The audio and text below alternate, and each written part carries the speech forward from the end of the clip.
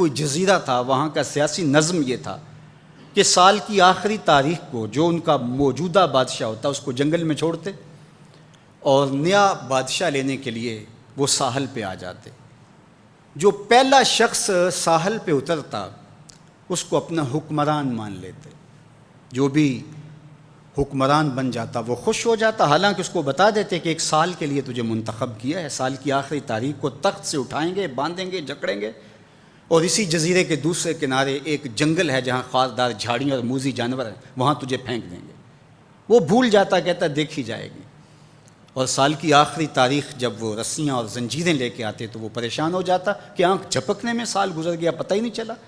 پھر روتا ہوا چیختا ہوا اس جنگل میں جاتا اور لوگ اس کو چھوڑ کے آ جاتے اور درندوں کا رزق بن جاتا، اور جو بھی آتا اس نے کبھی انکار نہیں کیا تھا۔ پہلی بار ایسا ہوا کہ جس شخص کو انہوں نے ہار ڈالے، گارڈ آف آنر دیا، تعظیم تکریم دی، سیلوٹ کیا، اس نے کہا یہ سب کیا ہے؟ کہا کہ آج کے بعد تو ہمارا حکمران ہے۔ کہا میں تو امور سلطنت نہیں جانتا، میں تو تاجر آدمی ہوں، چیزیں بیچنے آیا ہوں۔ کہا کہ ہمارا اصول یہی ہے کہ سال کی پہلی تاریخ کو پہلا شخص جو جزیرے پہ قدم رکھتا ہے وہ ہمارا حکمران ہوتا ہے۔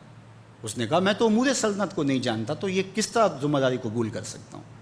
انہوں نے کہا کہ تمہیں کرنا ہوگی، اس کے علاوہ کوئی راستہ نہیں ہے، ہمارا یہ قانون ہے، ضابطہ ہے، اور یہ بھی بتا دیں کہ سال کی آخری تاریخ کو تجھے اسی جنگل کے دوسرے کنارے چھوڑ آئیں گے جہاں موذی جانوروں کا رین بسیرا ہے۔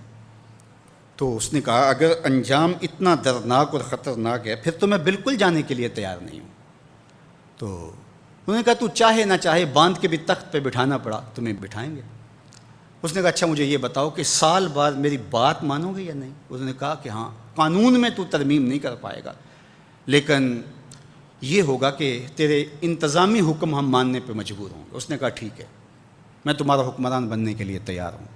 رومی بولتے ہیں کہ جب بھی کوئی شخص تخت نشین ہوتا تو وہ بھول جاتا کہ میرے 7 سال کی آخری تاریخ میں کیا ہونے والا ہے۔ وہ عیش و عشرت کرتا اور یوں وقت گزارتا، سال کی آخری تاریخ آنکھ جھپکنے میں آ جاتی۔ لیکن یہ پہلا شخص تھا، تخت نشین ہوتے اس نے پہلا حکم نامہ جاری یہ کیا کہ کمانڈوز بلائے جائیں۔ بلائے گئے، کہا اس جنگل میں چلے جاؤ جہاں تم بادشاہوں کو پھینک کے آتے ہو اور وہاں کے موذی جانور کاٹ ڈالو۔ پھر بلدیہ کے ملازمین بلائے، کہا جاؤ جا کے وہاں کی جھاڑیاں کاٹو۔ پھر معمار بلائے، کہا جا کے وہاں محل تیار کرو۔ کچھ لوگوں کو بلایا، کہا جا کے وہاں پھول لگاؤ، پھلدار درخت لگاؤ، سایہ دار شجر لگاؤ۔ پوری حکومتی مشینری اس جنگل کو کٹوانے، وہاں کے موذی جانور قتل کروانے اور وہاں خوبصورت محل بنوانے، کنویں کھدوانے اور پھلدار درخت لگوانے میں صرف کر دی۔ اب سال کی آخری تاریخ کو جب وہ زنجیریں لے کر آئے تو اس نے کہا کہ مجھے کیوں جکڑتے ہو، میں خود جانے کے لیے تیار ہوں، اس لیے کہ یہ اس تخت پہ آرام سے نہ بیٹھا، یہاں بیٹھ کے تیاری وہاں کی کرتا رہا جہاں اس نے جانا تھا۔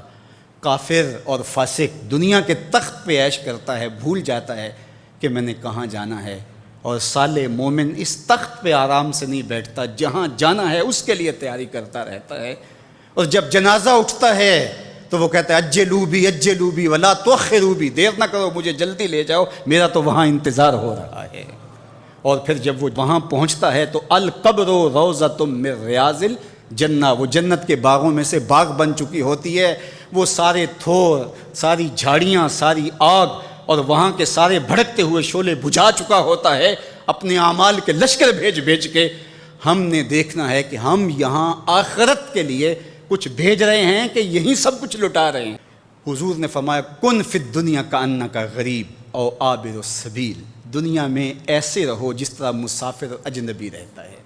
دنیا پر جینا لگا کے بیٹھ جاؤ، چند دن کے لیے آئے ہو، یہ آخرت کی کھیتی ہے، دار العمل ہے، وہ آخر دار الجزا ہے۔